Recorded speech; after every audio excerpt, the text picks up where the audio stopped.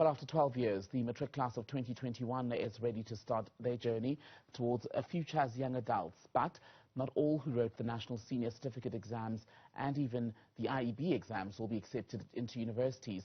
And even those who apply, for example, who choose to apply, in fact, may not be able to get space at the 26 public and private universities for the 2022 academic year. To talk more about this, we're joined by the Director of Operations at UNISA, Dr. Linda Meyer. Doctor, very good evening to you. Welcome to the program. So you're one of the big universities in this country. I'm wondering what the ratio is tonight of applicants versus available spots. I represent University South Africa, which is the body that represents the 26 public universities. My apologies, Dr. Meyer. No problem at all. Just on that then, 256,000 pupils managed to obtain bachelor passes in these exams. That would allow them to be able to gain entry into universities. But as we've been discussing over the decades, we always sit with the same problem where you've got more applications than you do space. And this year is not going to be any different, I'd imagine. No, it is certainly not any different for any of the institutions. So we see that when we, for example, have 5,000 spaces available, we have over 100,000 applicants for those 5,000 spaces for a particular institution. So in terms of the first year intake, just following up on your question, we have approximately 210,000 first year spaces across the public university realm, and then we have an additional 40 to 50,000 spaces within the private higher education realm that is available to first-time entering students. The entire higher education sector has approximately 1.3 million students, of which 1.1 million are in public universities. And how have we done in trying to bridge that divide in terms of balancing the number of interested prospective students, shall we say, and indeed what universities are able to provide? Because even when you factor in, for example, vocational learning, you still sit with quite a big surplus. Indeed. So it is really, we have to look at the system from a macro level, and that at the moment the demand is outstripping the supply. So we need to be realistic about that. Also, we need to understand that 65% of our students are NSFAS students, and 70% of those students come from SASSA beneficiary households. So in terms of being able to fund the system, and obviously NSFAS is one of the most important policy decisions that this government has ever taken, because it really changed the face of the higher education sector in providing access to students that so desperately needed it. But we must then obviously on the back end of that understand that we need to invest in infrastructure.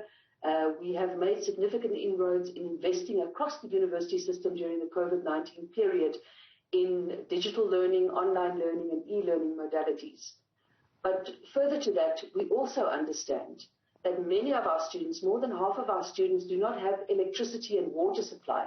So we can't just give them a digital device and data and say, go off and do online learning, because they simply don't have electricity. They don't live in areas where the connectivity is available. And in a country where, just on 15% of people have access to reliable Wi-Fi connections, we must understand that the system needs to be enhanced in a myriad of areas. So one of the projects that we engaged in is with Tenet, where we made rural campuses, where we ensured that there was broadband connection. So this is one of many projects that we're busy with, Tembekile, and certainly following on in your question, it is a perennial issue. We need to start looking at this pragmatically, because without the prerequisite skills, we cannot turn the economy around.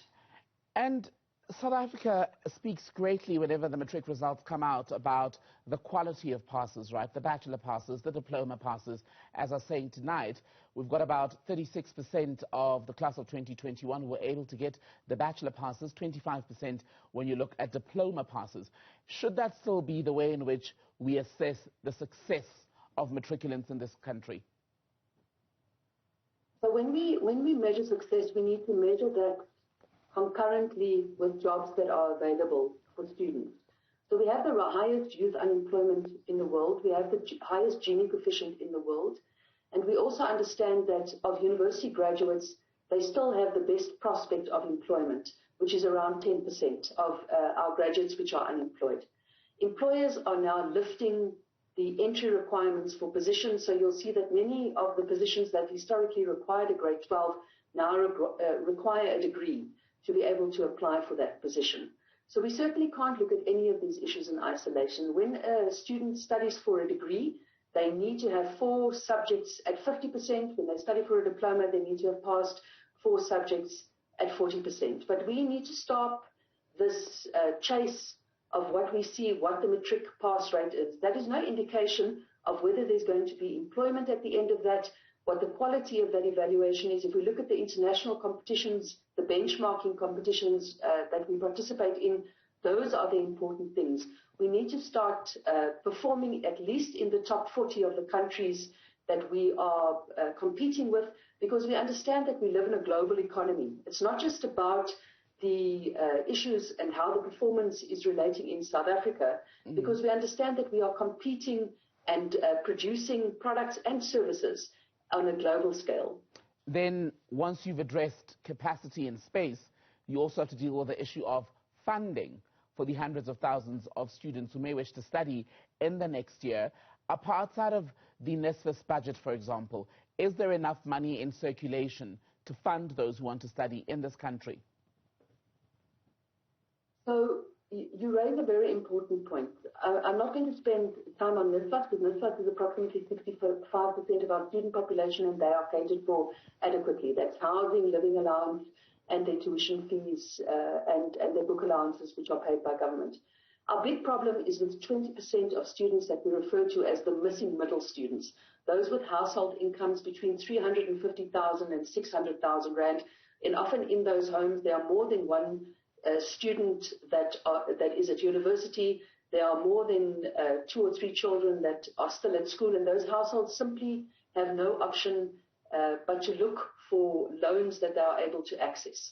So we really are working with the Department of Higher Education and Training to find a systemic solution for this, be it low interest loans, be it where government could stand surety for these loans, be it a payback loan. These alternatives we need to find a solution for, because we understand that every year when we have student protests, the primary thing is about access, student debt, which is now in the region of 16.5 billion rand that is being carried across the 26 universities, affecting 120,000 students that are unable to graduate because of this outstanding debt. So this is not a simple issue that we are dealing with, and the universities are servicing those debt to the tune of 1.25 billion, which is money that could have been invested in infrastructure, bursaries, and a range of other infrastructure development.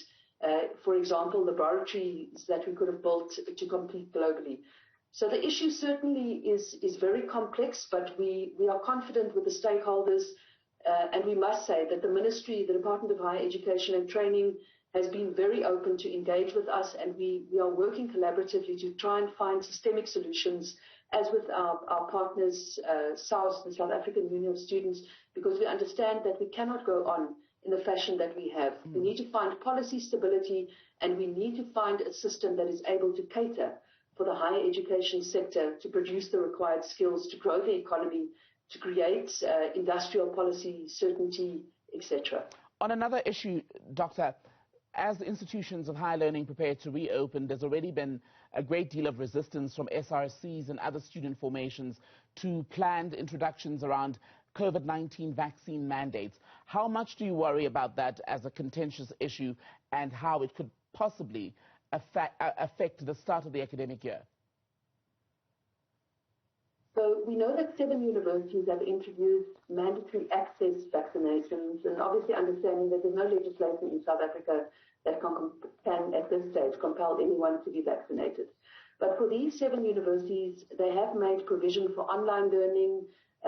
They are certainly, there's a huge campaign around advocacy to get students vaccinated, and we are working with SAUS, Higher Health, and the Department of Higher Education and Training.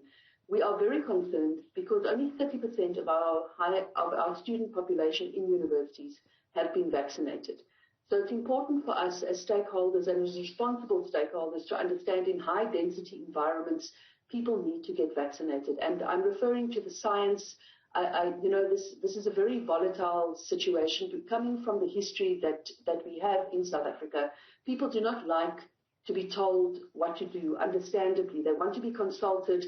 They want to be part of the decision that is made. And we are working with all stakeholders to ensure that we have advocacy campaigns, that we have incentive programs, that we get student leaders, sports leaders, etc., to come forward and to work with us on these campaigns to get our students vaccinated.